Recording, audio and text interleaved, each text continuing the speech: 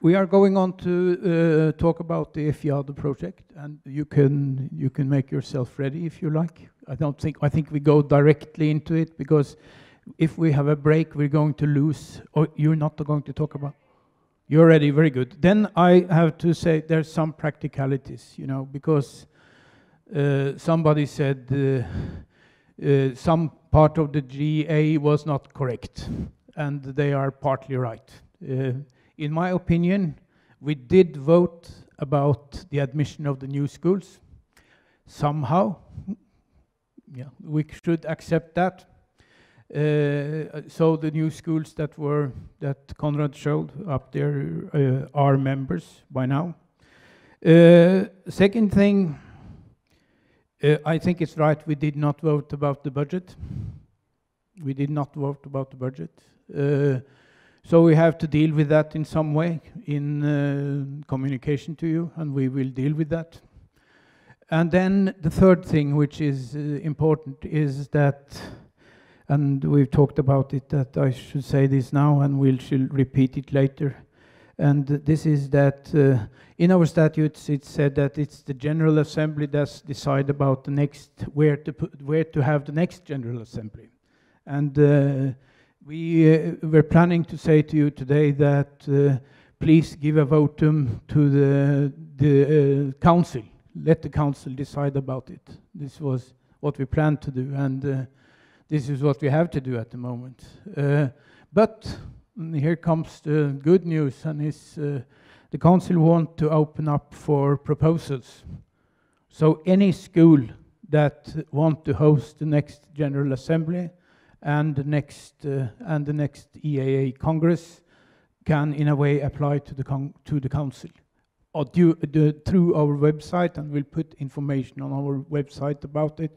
And we've had our first council meeting, and there are ideas about how to change things a little and so on. But it's open for any school that is interested. There are already 2 that are interested, but we open up for everybody to. Yeah, 30. Yeah, within the end. We have to have the submissions until the end of September. Okay, we will. Oya will repeat this during the dinner, so you remember. Okay, then it's the E-fiad project. How is it pronounced? Like E-fiad. So only the initials of the words, and one project completes and the other one starts. I first of all congratulate Ivan in the first place, and then the entire working team of Wicked Problems project. So I wish deeply, and I hope in one of the forthcoming General Assemblies, we will be able to present our neatly binded final report to all of you. That E-fiad project, my role is from the EAAE side, the project leader, because I'm one of the EAAE association members, and also I'm the head of the applying institution, so the coordinating institution. In fact, I'm not the coordinator. And we arrived here with the project team, all the friends, and made our project meeting also here, even with the 2 audits of Turkish National Agency. So the project started 8 months ago, maybe 9 months by now. It's a new project. We are almost going to complete the first phase of it. And the first phase was the final architectural design studios of the schools, and the second phase will be the internship periods and structure, and also how they are integrated to the curriculum of the schools, curricula of the schools.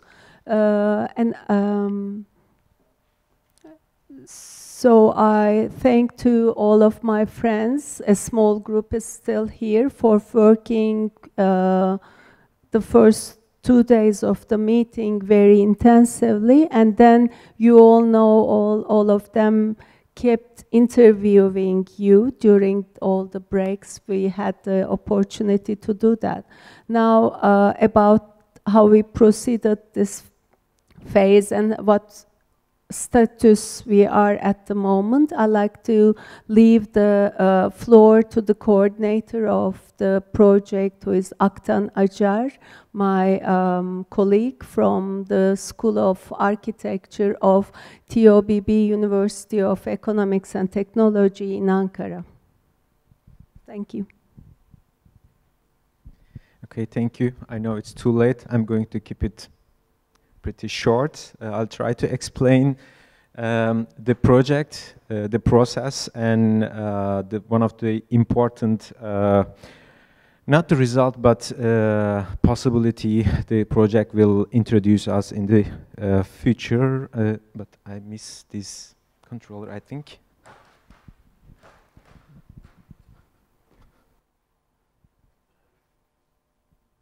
Okay, there, sorry.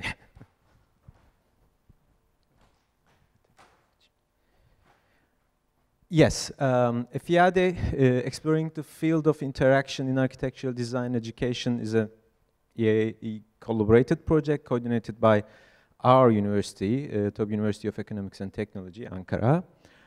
Our partners, EAAE, EAAE, Turkey, TOB University, Portugal, from Portugal, University of Lusofana, from the Netherlands, Technical University of Eindhoven, from Croatia, University of Zagreb, Faculty of Architecture, and again from Turkey, Mimar Sinan University of Fine Arts, Department of Architecture.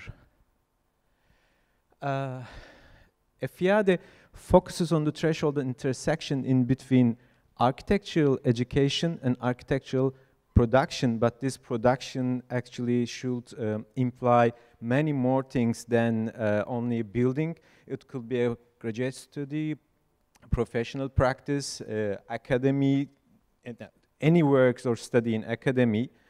And this in-between area, the blurred area, final architectural design studios and internship programs, actually the most interesting part for us, because it's a really blurred area. It defines a kind of intersection between the professional life, it's better to say architectural production, let's say, and intersection between architectural production and academy, and also transition period from the academy to that unknown production part, or let's say professional life. The main objective of the project is first explore and then innovate the paths, followed by in-between mediation activities occurring in the field of interactions and thresholds, methods, processes, and execution, in this way to enhance architectural education programs that pursue the works of EAAE, UAE Work Group, and UAE UNESCO Education Commission. That institutions can be increased, the number of institutions can be increased, and are compatible with EU directives and 2011 EU modernization agenda by respecting local and regional qualities. To achieve its objectives, E-fiad is mapping a final architectural design studio, I'm going to call it FADS, and internship programs of Erasmus program and partner country institutions offering architectural education. It means that we are going to contact as many as schools possible, and we are going to make our interviews. Many of you today had that tough questions, I think, today. And we are trying to map the universe of exceptions in the countries of Europe. I will explain that. E-fiad has initiated a research on FADs and internship programs of the institutions regarding to mission and vision, mission objective, prerequisites, structure, methods, outcomes, problems, strengths, weakness, opportunities, threats, graduation, and licensing. This last be this list can be increased, extended, but it's a really huge and complex situation what we are trying to map and let's say have an overall picture of all university institutions offering architectural education. You know, all these countries are target countries for the moment, and we know that each institution, each country, each department of architecture has exceptions. They are all unique and case by in itself. We think that the results shall help to depict the map of thresholds and intersections between numerous forms of architectural education and architectural practice. Actually, as Ivan said, when you look at the result, you feel like, okay, we know that, but it's really important to have that map, to compare them, to interrelate them, and if possible, to find possible paths, make them not similar, but you know, yesterday at the morning presentation, we hear that, okay, there are differences, but the most important thing to find what makes us together, what brings us together. So when we see all the differences, all the exceptions, all the different cases, we will find a way to make a path for across to Europe, across the universities, across the departments and institutions in education and in professional life. The results are important to demonstrate diversity, similarities that are crucial to develop collaboration, common language, and framework for architecture. Accreditation, sorry. Accreditation is a dangerous word because it's sometimes implies standardization, flattening everything, but it's more than that. And we want that accreditation. I mean, we cannot step away from that, but we should find a way how to, let's say, make institutions communicate each other. I think that means accreditation for me. So, sorry, I will show a movie, kind of movie. It's a kind of word cloud.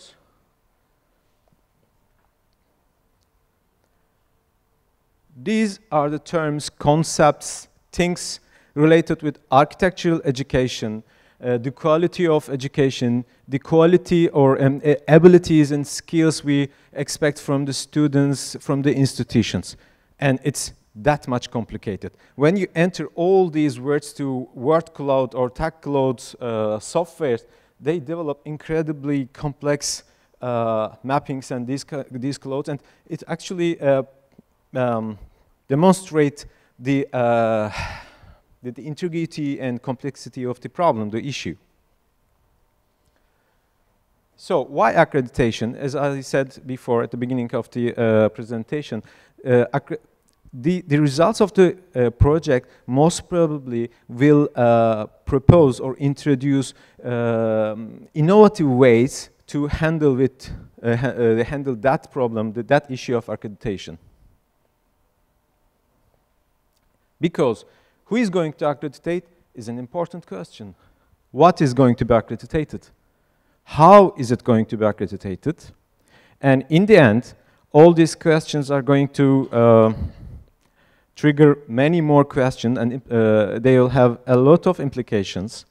So those questions introduce number of related institutions, vast amount of data regarding to programs, issues concerning the future of the programs, future of the profession, future of the students, the studying ones, concerning conditions of the professionals, academic and in practice, concerning the academic, administrative, financial cost of developing standards for accreditation, and financial cost of transformations to meet those standards.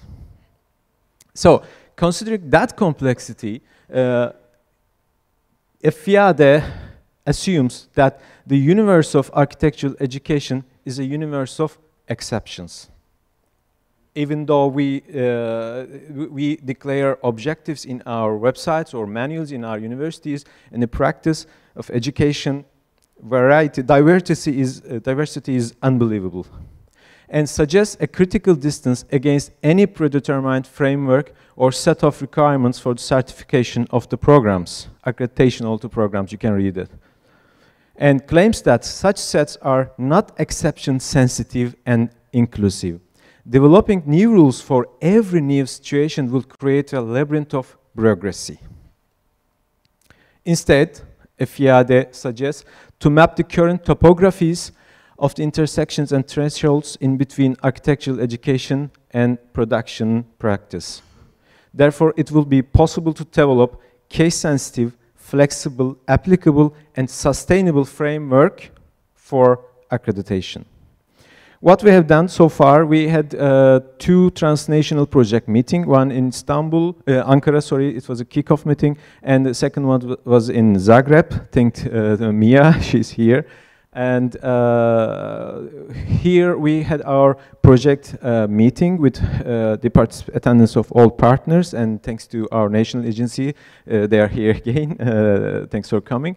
And we are going to have two workshops next year, one in Istanbul for the educators, and then to, let's say, research in workshops, the results of that professors' workshops in Netherlands with the participation of the students. And we completed our pilot studies for the questionnaires in Turkey, in Netherlands. I'm passing quickly. In Portugal, in Croatia, Italy,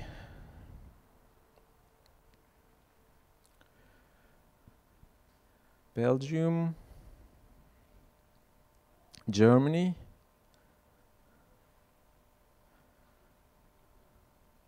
Slovenia, Bosnia and Herzegovina, United Kingdom,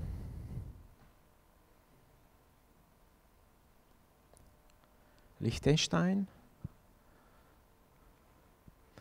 and when we prepared this presentation, we had 11 different countries and 18 pilot studies. Today we have 21 different countries and 25 pilot studies. And we want to increase the number, but our target for the first phase of the project, 100 interviews from all Europe, and if if we can, more from across the Atlantic as well, thanks, and 100 interviews for the internship programs as well. So in the end, we are planning to have 200 interviews completed.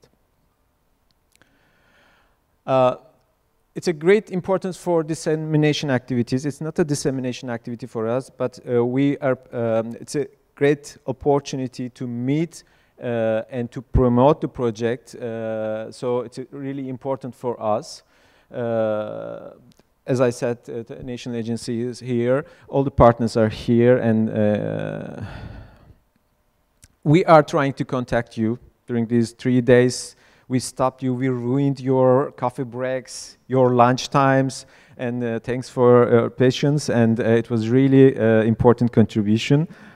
So we are kindly asking you to promote E-fiad and participate our interview. My colleagues and I will have a sheet of paper to collect your contact information so we can reach you with Skype. We can make Skype interviews or we can send you our questionnaires, but it's better to make it face-to-face, so Skype is the best way because it's a semi-structured interview, and as you know, when we want to talk about something we are doing, every word introduce or invites another word. So thank you for your patience, staying here until that hour, and thank you in advance for participating.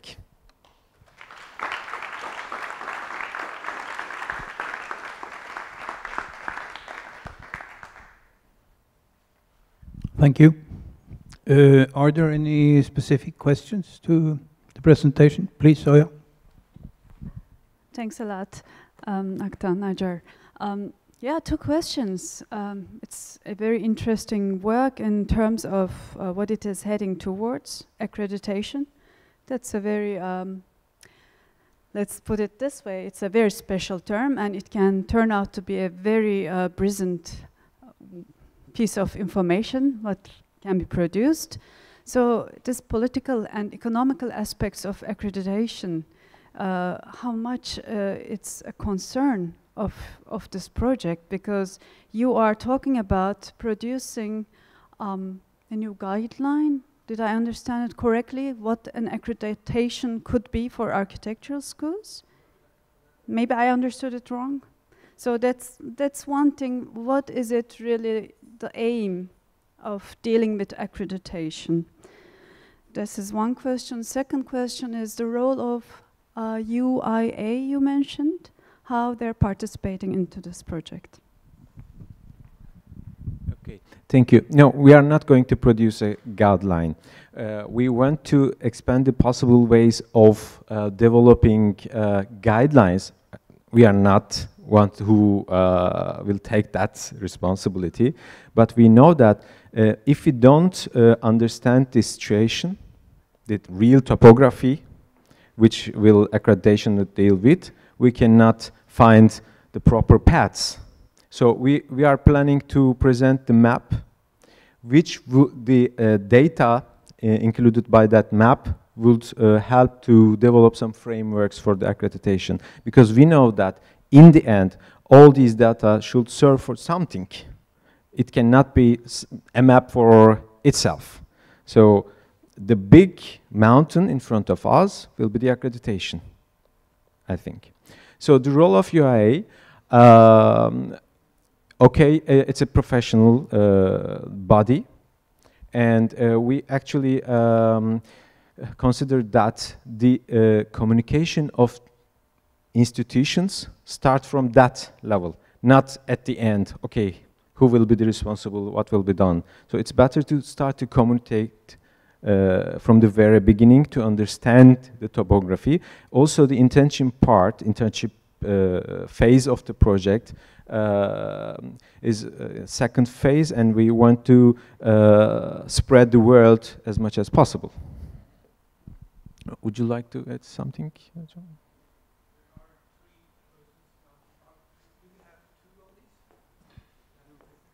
I did try to make that work. There were 3 here. Who was the first, please? And then it was Johan, and then it was somebody else, please. Thank you, so many people. Thank you very much. I would just wonder if there's a step. What I was understanding the project's driving force might be to do with understanding practical experience in education. And when you started talking about the internship, that seems to be a really important key. So I share a sort of there's a big leap to an agenda to think about accreditation, but I certainly welcome an approach to understand how we can recognize and transfer, have a system for students to be mobile, to move across different nationalities, borders, experiences, for recognized experience that works with their licensing or whatever it may be. I think the question needs to be narrowed, I suppose is what I'm getting at. And I think therefore, if that's the driving force, internship becomes very interesting. You use 2 terms, production and practice, you sort of slipped. And for me, it's quite critical that there's still a big question in the internship period, and it relates to Ivan's project as well, where there's also taught elements of what it is to be a professional in education is quite complex in that transition. But there's a slippage between practice and production, one which is about maybe accepting the conditions of working as an architect. The other one is learning to behave and navigate in them, which I would say is the difference between production and practice. So I suppose I'm saying a lot of things there, and there's other people that want to say. My question is, can you narrow what the aim of the project is in relation to, is it about understanding some currency that might be transferred in terms of periods of practice learning, for instance? I suggest we sum up, because it might be that, no, it was, I'm impressed that people are able to do academic thinking at this point of time, so very, very good question. There were two more, I can't find the third, but I can find Johan. I think indeed it's a very useful project, and yesterday I had an interview with Nas, and I was really pleased with the depth of the questions, so I think you will grasp rich material, I think, for analysis. But I was also thinking on this relationship, you put a very direct relationship between the education and architectural production. I think you have to question this relationship between, if we hear the statistics which Harriet said, that only 35 go into practice. And I think it's important then to have an overview how this differs between the different countries, because it can bias the organization of the school. So I think it's important to include to which extent the schools intend their students to go into production. So it should be part, I think, of your analysis. And the second remark, I was very happy that you include accreditation. I think it's very easy not to talk about it. So it's very noble to do so. But then I would be very pleased with the critical note. Once I had a talk with RIBA, who came to a school for accreditation, or this RIBA criteria. And in effect, it's very weird that they come to a school to provide accreditation, when the schools are the places where research is developed and where borders are pushed and the limits are explored. They should come to the school to ask to them what should be our accreditation criteria. So I'm very hopeful that the mapping of accreditation protocols and systems, but also directions, is questioned. And it could be a very valid question what schools have to offer to accreditation bodies to be more in line with what society expects. Thank you. Yeah, we'll have one more question over there, and then I give you the words to give comments. I'll give you the microphone to give comments to all these three comments. Please. I'll try to be short. I want to share with you our North American experience as countries that have deep accreditation systems with rather long history. It's an incredibly loaded and contentious issue in the context that I come from. And it stems from the mismatched expectations between academia and the profession. There is a kind of shared understanding that the education of future architects doesn't just happen in schools. It happens in the profession through the internship. So we recognize that there are things that are learned in schools, and there are things that are learned in internship. The tension is that the internship process is broken, both in the US and in Canada. It doesn't have the structure that the educational part that takes place in the schools has.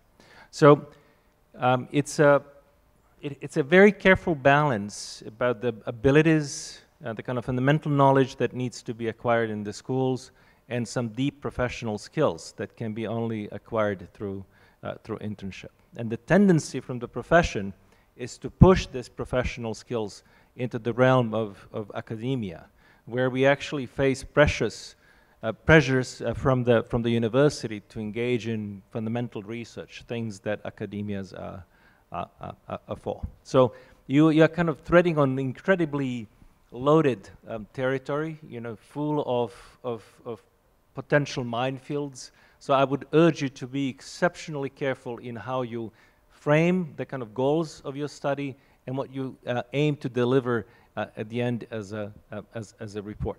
And my final word of caution is that any kind of regulatory body that gets created in the end is a bureaucracy. And bureaucracies tend to grow. And as they grow, they tend to suffocate the things that are being administered by these bureaucracies. So that's the kind of part of the North American experience that I can share with you. Be careful what you wish for. That's. Thank you, but we need some schools to sacrifice themselves.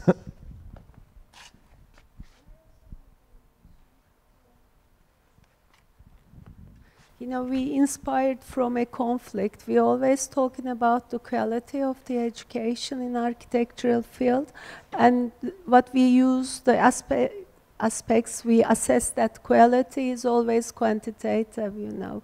The number of credits, number of hours, how many courses, whatever and whatever. So we are even accredited with each other by our trust in our ECTS thing. So we wanted to go further emphasis, put further emphasis on what makes the quality of the education. So the aim of the, I'm just telling this because I'm inevitably very much involved in preparation of this application also. And that was one side of it. So when we talk about the accreditation, we are not going to create any accreditation legislation or something between the schools, but it is just explore the potential of accreditation, explore the potential of assessing the quality of the education. So we go further in the content, not the quantity of how we educate the architects. So that's one thing, and involving both of the institutions, which is dealing with the education part within Europe and which is in the world dealing with the professional part of it. At the end, we are dealing with the intersection field of the education and the profession. So we wanted to get the help and contribution and contacts and networks of that two institutions. And other 5 institutions we have are the schools who suffer most from this intersection field. And maybe we can map the quality of the practice internship, practical work, which is integrated within the curricula or not, before the graduation, after the graduation, before you enter the profession or whatever, or the length of the internship which is expected. And this has to do with also the new article also still under debate and will be under debate until the end of 18, which says which is asking us to change the architectural education, like from 4 years and plus 2 years of practical work, or 5 years continuously. And this is something else than 3+2 that we have been working with all these days. So we wanted to explore the potential. There's a great potential on it, so we expect the results of this work. That's why we are making the mapping and see all that exceptions, like Ivan said, one size doesn't fit all. So one size doesn't fit all, and it's nice to see what are these sizes we have in the hand. Thank you. Thank you, Noor. Just to conclude this session, after we succeeded in getting the first Erasmus Plus project, there has been, I wouldn't say a great interest, but there has been some interest from the schools to apply.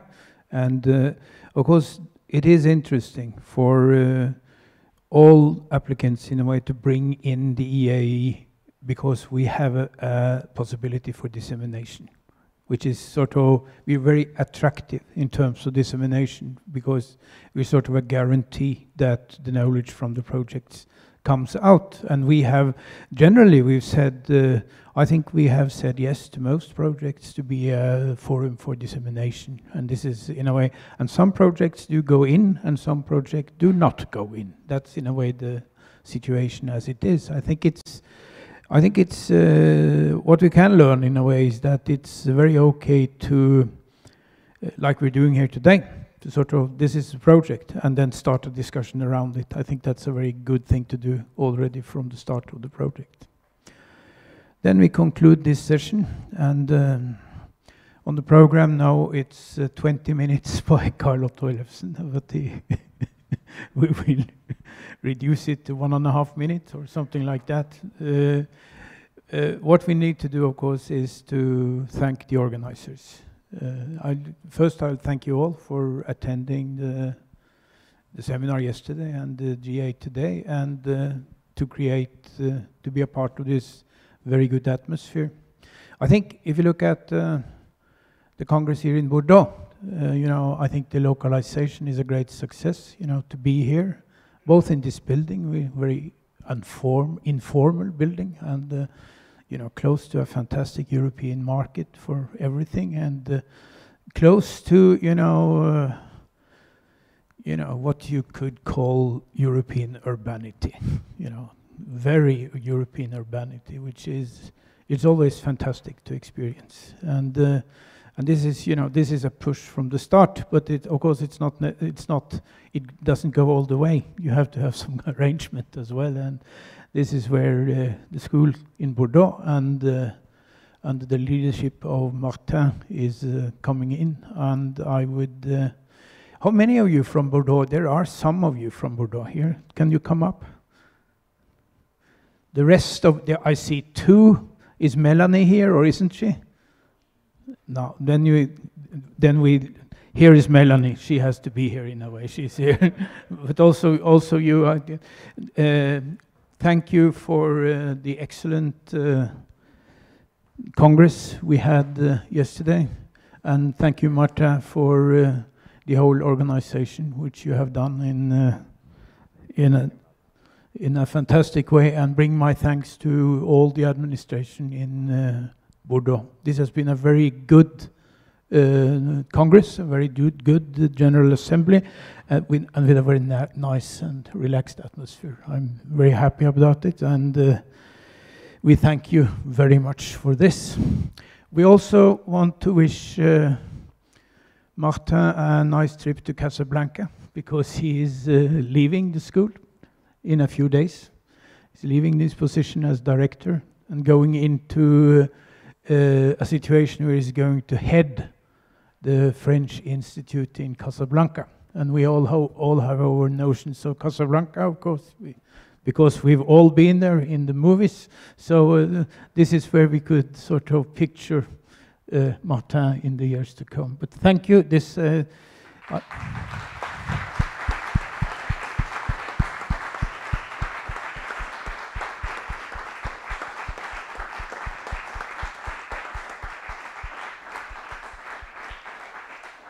Thank you to you all sitting around, and probably Melanie will be at the dinner, and we could give her a hug and a toast at the dinner. Thank you. Then you have to talk about how we move. Yeah, please. Thanks a lot, and thanks to the Council to trust and give us a task to organize this conference here. It was a real pleasure, even if it's a big job, of course, but we were a good team, and in fact it's a good experiment of team building in the school, and I'm sure we will debrief on this question, but it's very nice. So you already know the urbanity of the center of Bordeaux. Then we will experiment the suburban non-urbanity of Bordeaux tonight. So we will take the bus. I would just show the map, if I can. Not to have too difficult connection. I don't know where it goes, so never mind. Never mind. So as I told you yesterday, the bus will wait for us next to the train station at 7:45. You have the address on the program. Be careful, there's something like 5 Ibis Hotel next to the train station. So when you face the train station, is on the left and it's the street on the left. You will see the buses, of course. Then we will have something like 20 minutes bus driving, and then we will stop in a building, in a place, in a, well, yes, a place. Some will say a wonderful building, some other ugly building, never mind. If this is not the restaurant, this is our school. So we'll stop for... No, it's, I love this school. You will see. You will see. Well, we will stay some, I don't know, half an hour close to. Oh, thanks, thanks. So, I don't know if it works. This, no, there's no pointers. Yeah, no. Okay, so just the station here, and then this is in this street. Okay, I'm sure you will find. So we'll have a stop and a drink in the school with music, and then after that slowly we will go walking to the restaurant, which is 7 minutes walk from the school behind. And so, as I told you yesterday, you have to take something, a jacket or something, because if the weather and the temperature is low, we'll be under a tent, so it's a nice place, but almost outside. I know some of you told me that